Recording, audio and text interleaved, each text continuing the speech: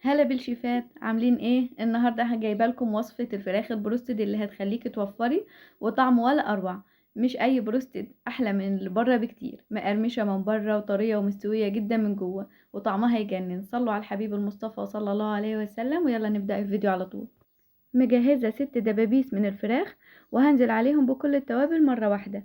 معايا معلقه صغيره من كل اللي هقوله: بهارات فراخ وقرفة، توم وبصل باودر، واللي متابعني عارف اني بحطهم على بعض، فلفل اسود، ومعلقة كبيرة من الملح، ومعلقة صغيرة من الشطة، وورق لورا. هكتب لكم كل التوابل دي دلوقتي، هتنزل لكم على الشاشة عشان تكتبوها وتعملوا الوصفة مظبوط.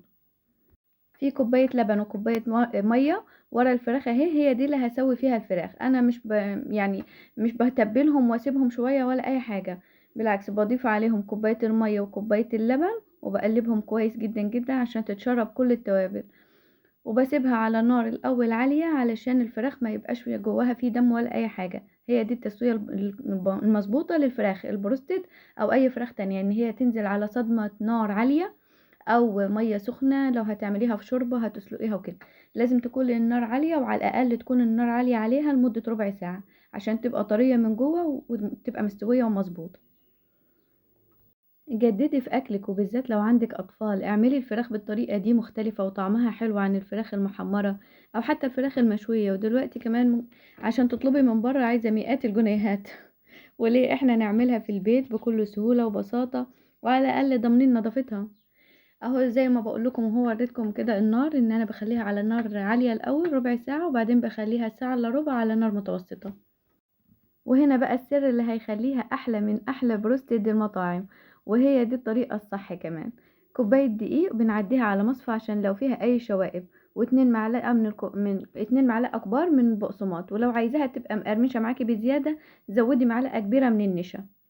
وبضيف كل التوابل اللي حطيناها قبل كده على الفراخ وهي بتستوي، بزيادة كمان بحط نص معلقة او معلقة صغيرة من البابريكا عشان تاخد اللون التحفة اللي شفتوها بيه في الاخر. بصوا، اهم حاجة الترتيب والنظام وانتي شغالة في المطبخ، يعني عشان توفري وقت ومجهود حتى في نظافة الحاجة، بعدين تبقى الدنيا سهلة.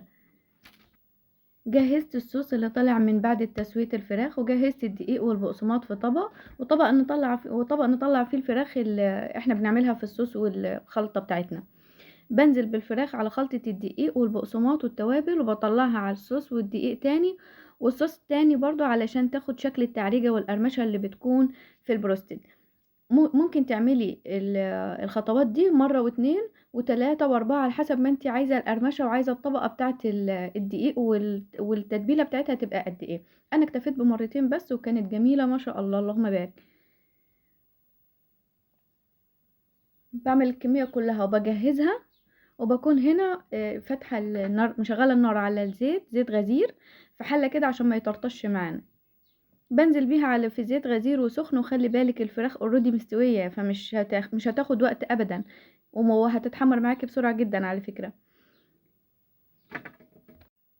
احنا بس بنديها لون وقرمشه، ولو حابه تعمليها كمان في الاير فراير رشه زيت وهتبقى خفيفه وجميله برضو، بس انا حبيت ان انا اعملها في الزيت عشان تبقى زي الفراخ بتاعت بره بالظبط، وتاخد التعريجه بتاعت الفراخ البروستد اللي في المطاعم.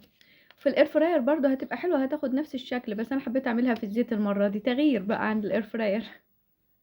هفضل طول الفيديو اقول لكم ان هي مستويه من جوه وطريه ومقرمشه من بره. بصراحه الطريقه دي للفراخ تستاهل انك انت تجربيها، وبالذات لو عندك اطفال قلتلك هيحبوها جدا. وعلى فكره مش لازم تعمليها بدبابيس الفراخ زي ما انا عملت، ممكن فرخه كامله تعمليها بس تقطعيها كده قطع صغيره عشان تستوي معاكي وتبقى حلوه، وهي هتستوي وتبقى حلوه. يعني طريقه الفراخ البروستد بره بيحطوها في الدقيق وفي التتبيله وبيحمروها وبتبقى مستويه وبناكلها وبتعجبنا كمان، او في الكنتاكي بنفس الطريقه. لكن احنا كده كده مسوينها في لبن ومسوينها في الميه وكده وعاملينها بالصوص، وده اداها جمال وطراوه وسوى، خلاها احلى من بتاعه بره كمان. بتتاكل مع رز او مكرونات. انا هنا كنت عامله جنبها البطاطس محشيه باللحمه المفرومه، ونزلت لكم الفيديو ده على القناه، وهسيبه لكم اللينك بتاعه ان شاء الله في صندوق الوصف، ربنا يذكرني، او في اول كومنت هتلاقوه. وكالعاده هسيب لكم صور من وصفات نزلت ولسه هتنزل على القناه، اتمنى تتابعيني. وهنزل بمشيئه الله تعالى لينكات الصفحات التانية التيك توك والفيسبوك في صندوق الوصف. باي باي.